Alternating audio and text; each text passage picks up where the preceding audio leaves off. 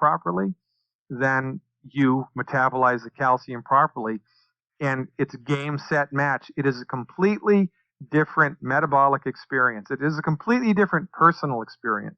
Well, I like that you say game, set, and match, because I have a 13-year background as a tournament tennis player, so it definitely rings for me. I did not know that. Yeah. I think what you're saying is that this is a whole systems kind of nutrient package that you're giving. What else is in the calcium supplement that you've had to design, or the company that you work with has designed? Well, there's a lot of stuff. I mean, and this is, again, one of the fundamental tenets of holistic medicine, which is overlooked even by many holistic physicians, all right? The fundamental difference between a holistic viewpoint of health and an allopathic reductionistic M.D. viewpoint of life. M.D.s practice reductionistic medicine. I practice holistic medicine. Reductionists believe that once you're sick, you're screwed, and that you have to march in and deliver synthetic drugs which overpower and control the innate workings of the human body.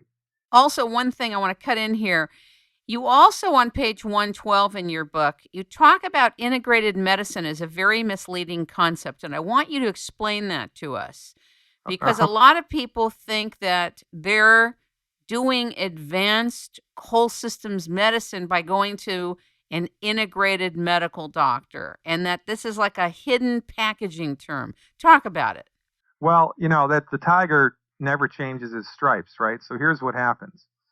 M.D.s are trained in the reductionistic method. And the reductionistic method argues that the human body is like a machine, and you have to take it apart and give a different medicine for each piece that's broken. And the medicines that are delivered to overpower and control the natural workings of the human body, because from the reductionistic point of view, the soul doesn't exist. Nobody's ever dissected the soul out of a corpse or measured the soul with an MRI or a CT scan. And the human body does not have the ability to fix itself. So once it's sick, you have to march in and override and control the workings of the human body with synthetic pharmaceutical drugs. And each piece gets its own medicine, right? So one medicine to your arthritis, one medicine to your high blood pressure, one medicine to your insomnia, one medicine to your heartburn, one medicine to your depression, the fake hip, the fake knee, so forth and so on, till death do us part. And for most of us, death does us part in our late 70s or early 80s, right? This is the reductionistic method. Now, there are a handful of M.D.s who are, good people and observant people, and they understand through personal experience that their way doesn't work. And, let's give the devil his due.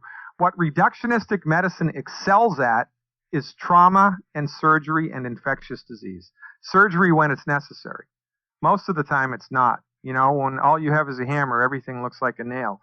But these guys are really good at trauma here. They're really good at surgery when it's necessary, and they're really good at, things like bronchitis and pneumonia and things like that. But for everything else, they stink, all right? So you've got reductionistic M.D. who's been treating in a general family practice, and he sees his stuff doesn't work. But he knows, he's dedicated his life to medicine. So he wants to help people. So what's he going to do? Well, he's going to take courses in something called integrative medicine. And there's a couple of, businesses around the world that train M.D.s in the use of vitamins and herbs, once they've already been in clinical practice. However, you cannot change somebody's innate philosophy. A Buddhist is always going to be a Buddhist. A born-again Christian is always going to be a born-again Christian. A Republican is always going to be a Republican, and a Democrat is always going to be a Democrat. Maybe for the most part. For the most part. For the most part. I'm going to put a caveat in there. For the most part. Ed Schultz changed, right? Right. God bless him, okay? Yeah, every once in a while it'll happen. But by and large, the tiger's not going to change his stripes. So when M.D.s start to use vitamins and herbs, they use them the same way they use drugs.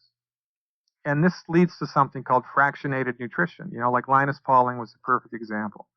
He gave, thousands of milligrams of vitamin C, mega doses of vitamin C, or mega doses of vitamin D like David, or, golden seal instead of the antibiotic, right? Or whatever. They just substitute. So instead of using the pharmaceutical drug, they'll use a vitamin or a mineral. But they never use it holistically. They always continue to use it reductionistically, and their treatments fail. That's a great point you just made. That is really a powerful point about the application of. And it's the application is everything, so it's kind of like an MD that practices integrative medicine is like Taco Bell. It's Americanized Mexican food, and we want to compare that to, a 1,000-year-old restaurant in Mexico City that really gives real, authentic Mexican food. There is a gigantic difference between the two. It's gigantic difference. I mean, it's laughable that they're even called the same thing. Well, it's exactly the same. Look, if you need surgery, if you have a nasty infection, if you've been in an automobile accident, go straight to the M.D.s because they're really good at that. But if you're frustrated with conventional medical treatment for a chronic illness, going to an integrative medical doctor is just going to be an expensive, ridiculous proposition for you. You need to go to a holistic physician, someone who's been trained in it from the get-go, because our philosophy is different. And the philosophy of holistic medicine is so simple and straightforward that it's breathtakingly, fantastically simple. And here it is in a nutshell, folks. Your body was smart enough to grow itself all by itself from a single-celled organism. Therefore, it has the ability to fix itself also. If your body could grow itself all by itself into the magnificent manifestation of you, guess what? It can fix itself also. And all that your body needs in order to fix itself is the raw materials that it needs to fix itself. Give it the raw materials and it fixes itself. Hallelujah. I want to bring you back just a moment to a couple of tidbits. First of all, before we go to those tidbits, I think the basic paradigm here is that as a naturopathic physician, you come from a paradigm that the body is extremely intelligent and able. Correct. And the paradigms are really different in the traditional medical world today. That's and correct. So it's a whole different gestalt. But let's talk about a tidbit that you had in the book that blew my mind. You said that a lot of the people that turn gray early have a copper deficiency. Share about that. All right, well, here we go. We're getting into medical nutrition now. Your body, in order to make pigment, right, to keep your skin its proper color and to keep your hair its proper color, whether you're a natural blonde, a natural brunette, a natural redhead, or whatever, it needs two things. It needs the amino acid tyrosine, and it needs the mineral copper. If you run out of either one of those, and it's much easier to run out of copper than it is to run out of tyrosine, your body loses its ability to make pigment. And because hair is a non-essential tissue, and skin is a pretty essential tissue, your body pulls nutrients from the hair before it starts messing with the skin. And so when your hair goes gray or white, it's not because of genetics. It's not because you're getting older. It's because you've run out of copper and tyrosine. Does that mean if people are able to balance, they can get their hair back?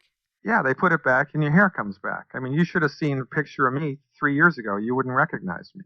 My hair was a lot grayer than it is now. I've probably recovered 50% of my hair color in 3 years. I've seen people who were white, and a year and a half later, their hair was flaming red again, just like it was teenagers. That's fascinating. Are you listening, everybody? See, this is the stuff, right? You don't know what you don't know. And this is a perfect thing to talk about in this regard, because we're like a ship of fools here in the United States, right? Because nobody knows this. Nobody knows about medical nutrition, and everybody goes to M.D.s, and everybody uses drugs.